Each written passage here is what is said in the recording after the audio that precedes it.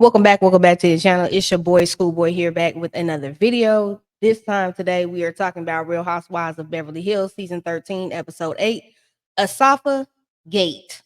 Well, before we go ahead and get into all of the things that is the episode of this past week, I want y'all to make sure that you've went over and you checked out Hotline Bling chat room. This is our ugly sweater edition. It did come on this past Friday, and I will say y'all came in, showed up, and showed out for Chef with this premiere. Over 500 views just starting in the first 24 hours of the video being up, so that's amazing. Um, Pat yourselves on the back. Thank you for supporting this. Me and Chef have been executive producing this. This man has put in awesome edits into the show. The show is great. It's messy. It's all that. It's all the things that are entertaining. Make sure you check out Shayla Set Chase, myself, and Chef Don Don. You do need to go to his channel. Make sure you subscribe to the channel. Make sure you go and find the Hotline Bling playlist and make sure you watch all 5 episodes. They will truly keep you in stitches. Also, make sure that you guys are aware School of Love, the casting has been extended for my new web reality series where I'll be dating to find love. It is for women ages 30 to 45. If you would like to go ahead and apply at www.tcddproductions.com. Okay. And just like with School of Love and Hotline Bling chat room, if you have a commercial for a Black owned business and you would like to go ahead and be able to advertise your Black owned business, go ahead and send your email along with the commercial. Send all of your information to get more information on it, to see what the different packages cost and require. Go ahead and email us at admin@tcddproductions.com. Again, it's admin@tcddproductions.com. They will get back to you with all of the information in regards to pricing and things like that for commercials for, your Black owned business. Okay. Now, rolling down at the bottom of the screen is going to be all of my social media, as well as Cash Apps and Venmo, if you would like to donate to the channel, if you like the content that you are seeing here today. So all of that is scrolling right down at the bottom of the screen. And without further ado, let's just get into it. The episode opens with Kyle and Mauricio talking about the cannabis party, and they flashing it out of clips of the party. And of course, the party was off the chain. It was crazy. It was all kinds of stuff that was going on at the party. Kyle tells Mauricio that they questioned her not wearing her ring and her having a new jewelry and all the questions about their marriage. He says, well, did you tell Sutton to basically fuck off? And she says, no. And he says basically it's rude and disrespectful, and all it does is stir up more rumors and fuel things. And Mauricio, let's be clear, the rumors were already swirling before your wife had this dinner. You and your wife clearly got some stuff going on within your marriage. Your wife is deflecting on national TV. So there's only so much of just telling somebody to F off and, stay out of your business when y'all are choosing to be on a reality show, which they're going to ask these questions. Now, is there a politically correct way of saying it? Yeah, but your wife is deflecting on it just like she's deflecting on really dealing with the real deal between you and her, and vice versa. And it's a denial that both of y'all are choosing to live in, and that's cool. But let's be clear and stop acting like people are attacking y'all's marriage out of nowhere, because this stuff is all over social media. This is not like something that y'all don't realize is going on and that's happening. Kyle agrees. They have this awkward, weird ass kiss between them, and it just was weird. Sutton opens up the next scene with her and Avi planning a party in celebration of her store being open 4 years. And Georgia is there, which is the store manager, and Christy is the event planner, and she shows up. And Sutton states she'll be opening another business soon to add to her now growing business that she's had all of this time. Sutton and Christy are going around the store to kind of see what, where they should put certain things, where decorations should go, how they should kind of look, and, what she wants for the party. Sutton is proud of herself. She's doing her own thing with her own money. Sutton says everyone is on Olympic, so they should need to serve food. And I started laughing because I'm like, not Olympic, boo, Ozempic. It just it just was crazy. The producers asked her, well, did she use her part of her spousal support to open her business? And she says, yes, common sense. You most women that exit from a marriage and the husband was extremely wealthy, they're getting like, you know, spousal support and all of that. You 9 times out of 10, you should take that money um and invest it in a business or invest it in yourself in some way that you have some extra money around. Because here's the deal, at the end of the day, I always look at it like this. A lot of women think that they're going to live off that forever. And God forbid something happens to that man and you are no longer in his will, or you're no longer receiving that money for some reason, or they get married, or there's some type of clause about how long you can actually get that money. You make sure you stack your money and do what you need to do in order to survive. Because should there be some kind of clause or some reasoning, you want to be able to make sure that you can survive on your own, especially if you're striving to maintain the same lifestyle that you had with that man. That's just my opinion. The event planner leaves and Sutton sits down and calls Crystal. Crystal asks Sutton, is she inviting Kyle to her event? And she says she wants to, but she doesn't want to fight. She employs people, and for her to question her drinking is ridiculous. And again, we've seen this, people questioning people's drinking and alcohol intake on all of the Housewives franchises. It's almost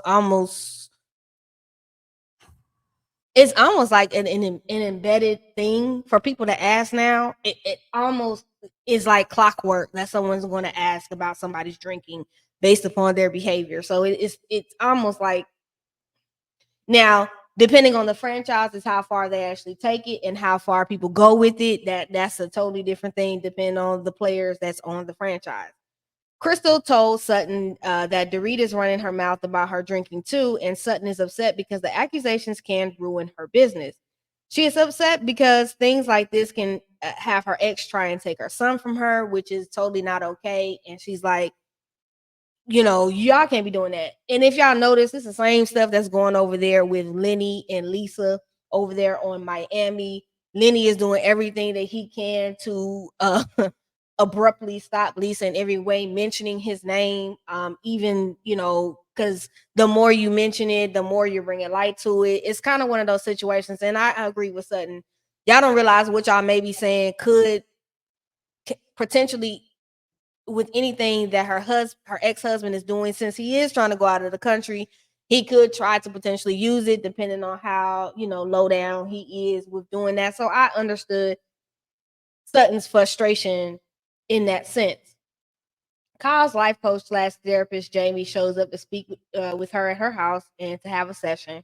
Kyle begins to cry after he asks her what has been triggering her anxiety lately, and she brings up the current issues with Kathy and her not speaking, and this being a regular on and off issue for them. Kyle says, from her and Mauricio opening the agency to her writing her book, their store, Kathy is not supportive, but there is always an issue with her not being supportive of Kyle the way Kyle wants. We all know Kathy and Kyle have a interesting, perplexing relationship. I think it also boils down to their mother as well, and things with her estate, and things that further have not yet really been talked about on social media or on this show. And I think that's what we're probably seeing now more of. It's a history. For folks that really know about the Hilton sisters, it has been a history, and it has been going back and forth.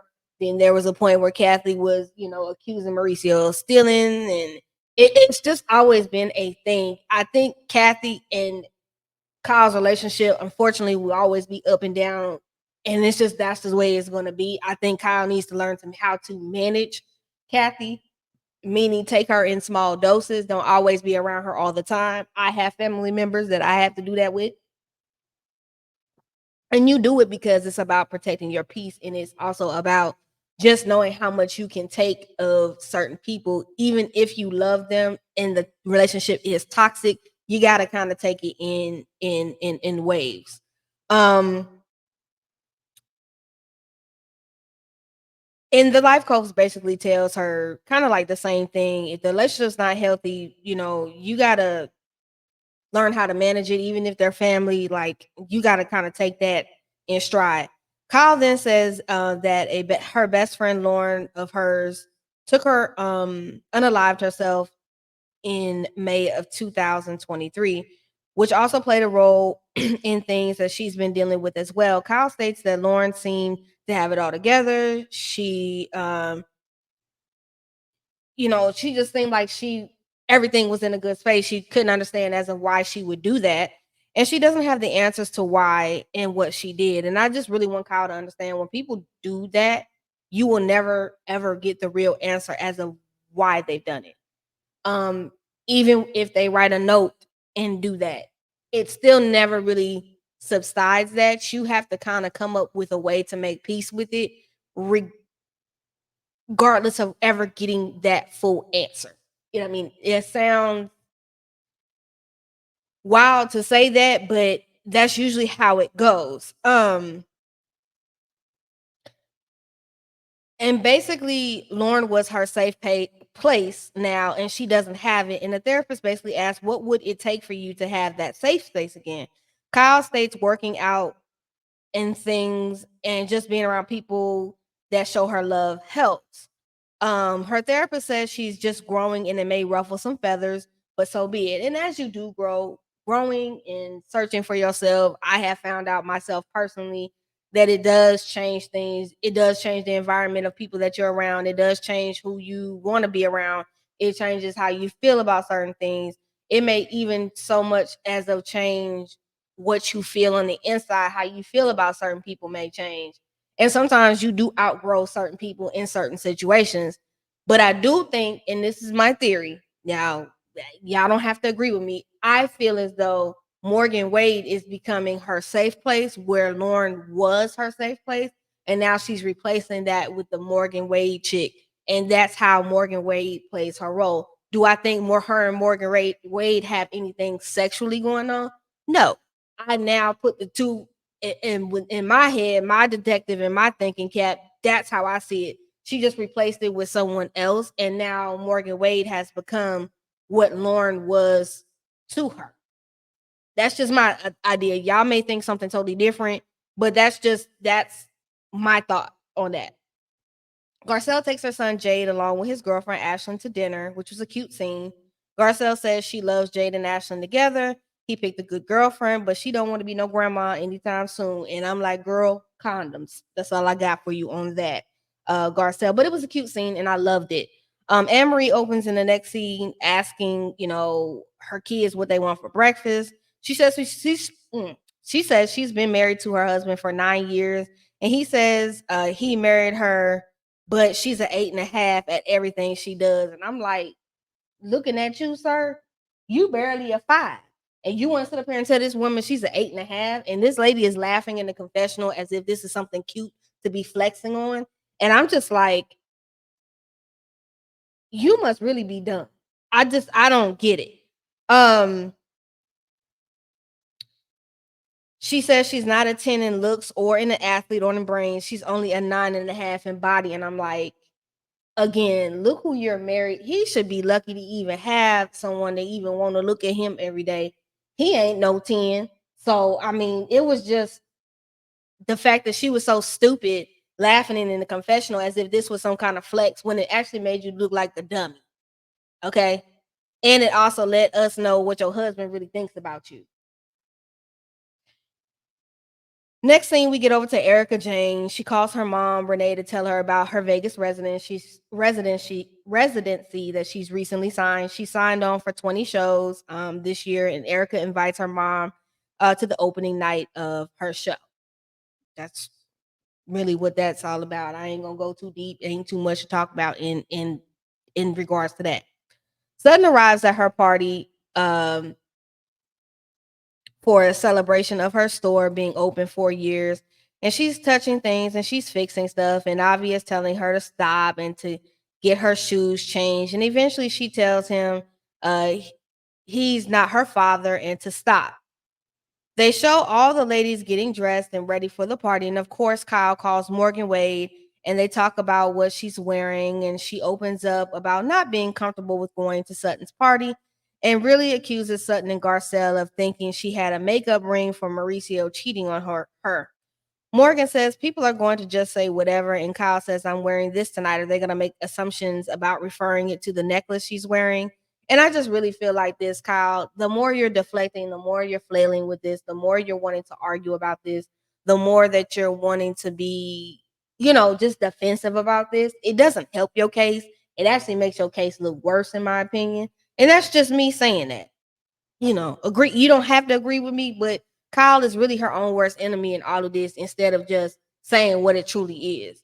If you would go ahead and express to people where you're at, I think people would be understanding on the cast. But when you're not and you're just avoiding it and then you just acting like somebody's interrogating you, it's again, you're not willing to open up, but yet you willing to be in everybody else's business and stir up shit over here and over there, but you don't want to be honest about what's really going on with Kyle Richards.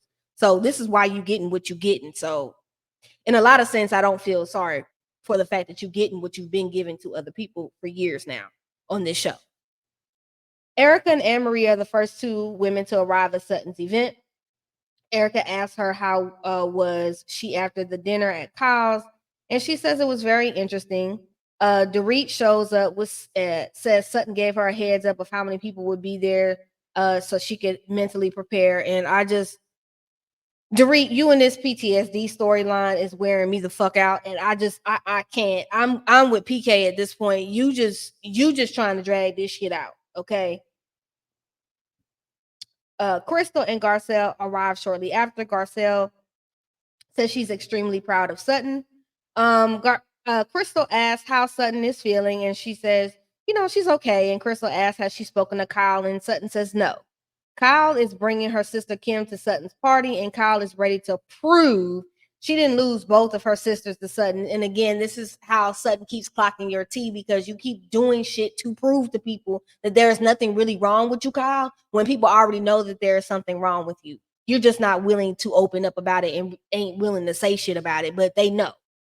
Sutton says in her confessional, she knows she's trying to prove that she has one sister and that she's still close to, which is where Sutton clocked the tea.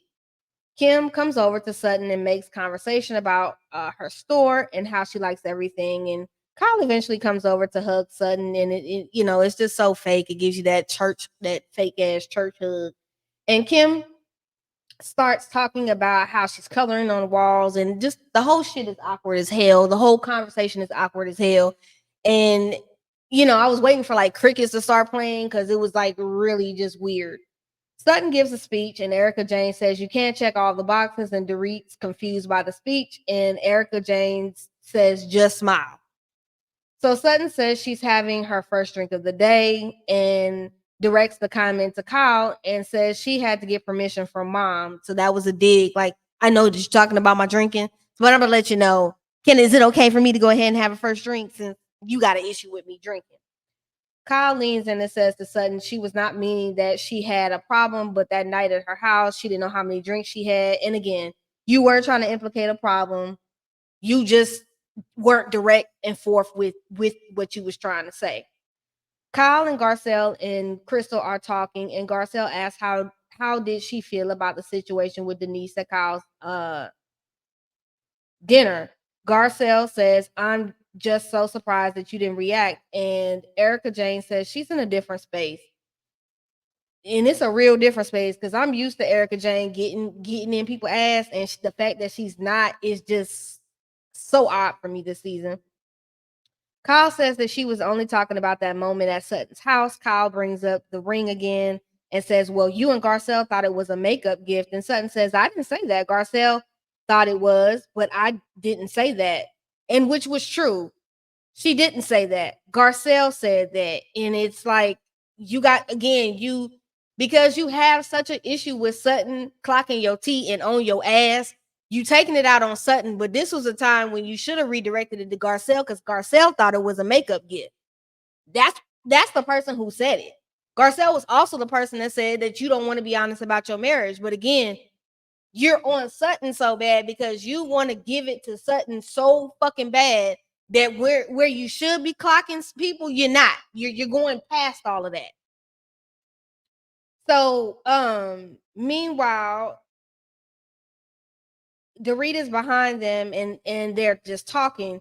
Sutton says, "Well, let's go to Garcelle because she is the one who asked that question and not me." Garcelle walks up and says, "Yes, I did, and maybe it was a makeup gift for something that happened in their marriage, and they could be covering it up." Kyle starts showing everything she's recently bought herself, and I'm just like, again, deflecting, deflecting, deflecting. Kyle, I'm sick of it. Dorit jumps in it and says Sutton was talking about Kyle's marriage behind her back, and then Sutton calls out Dorit for talking about her behind her back. She's like, "So you can't call the kettle black." And then if we really think about it, Dorit, you and PK have been sitting around having multiple conversations about Kyle and Mauricio's marriage. So, ma'am, like, chill out. Sutton says Dorit has told everyone she has a drinking problem, and Sutton says Crystal told her what she said about her drinking. Dorit claims the only conversation they had was when she was at Kyle's house and Crystal was there too. Dorit goes to confront Crystal on what she's told Sutton. Meanwhile, Kyle is saying she would like to fix things with Sutton, but the denial comment hurt her feelings. And Sutton apologized for the denial comment. And I just feel like this is some bullshit peace treaty. Y'all are gonna be back on each other's ass eventually. And okay, whatever, girl. Kyle apologizes back to Sutton for the things that she may have said that hurt her. Sutton says it may take some time. They hurt each other a lot, and for them to work on the friendship, and they basically got to start from ground zero. And I just feel like I really want y'all to stop trying because it's clear that y'all are never going to see eye to eye. Just be cordial to one another and call it a damn day.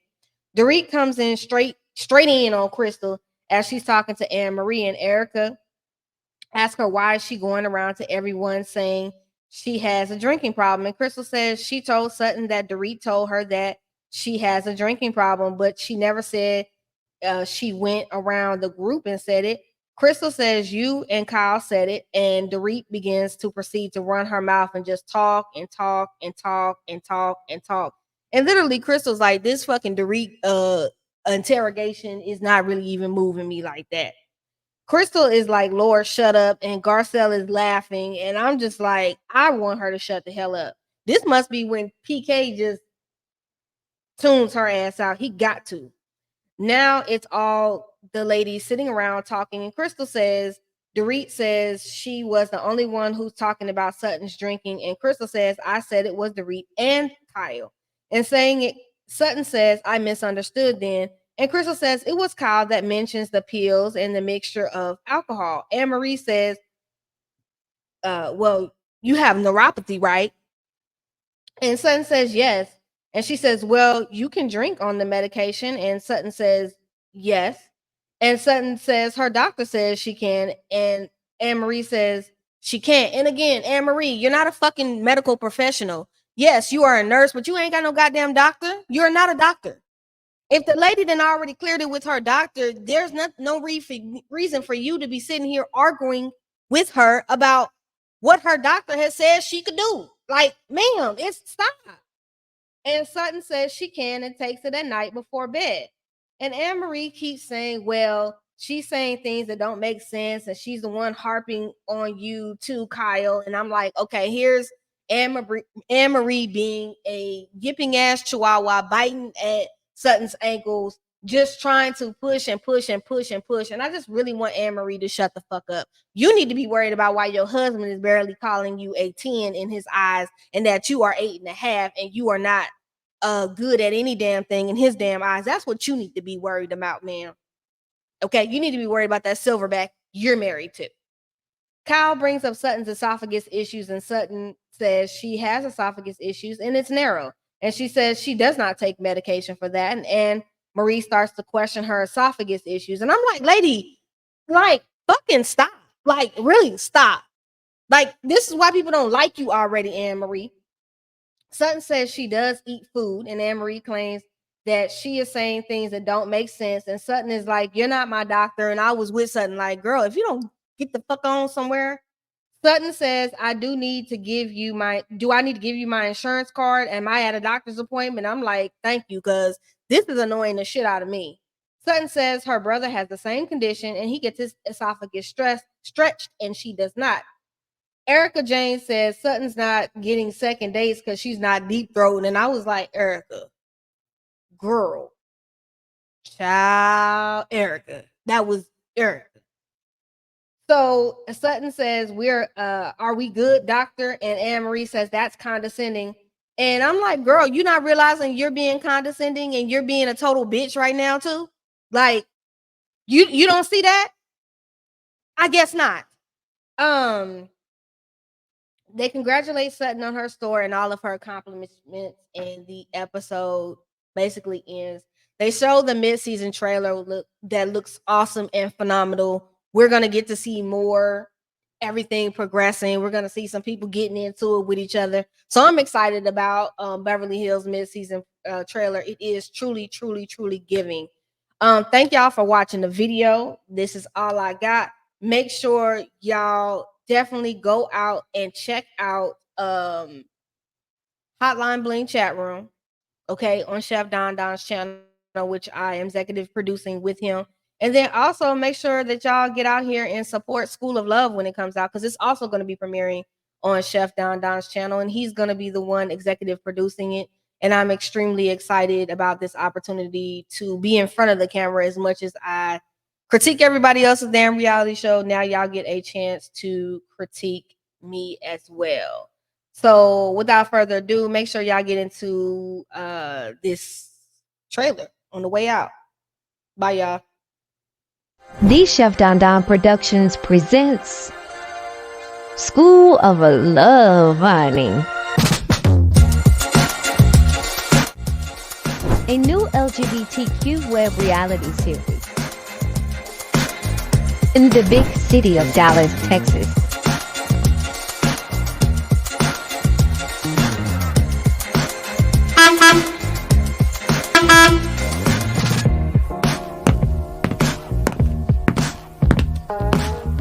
If you are interested in dating schoolboy, make sure you get those applications in right now, just in time for school to be in session.